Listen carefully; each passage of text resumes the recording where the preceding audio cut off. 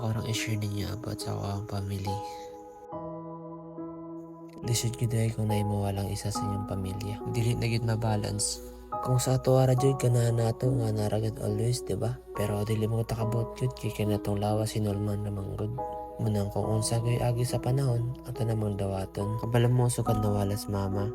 Daka na kayong problema ang naabot sa mong kinabuhi. Lisod ko dahil jud ko na isa gimawalas ninyong pamilya. Kita mo na kong papa. Marag wala ra sa. Pero kabalo mo, daw ka na siya problema. Pero iyan ang gilingaw. Makita nyo sa gawas, marag malipayan ra. Marag wala ra problema. Marag tanaw ninyo, marag malipayan na gid siya always.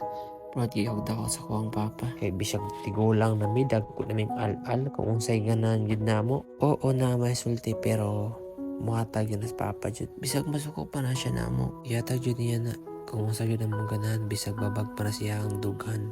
Ma, thank you. Nagyatagan yung minimo papa nga dili jud bisyoso. Sa mga manawag pangedad ayon yung sayang nga kumpleto pa iyang pamilya.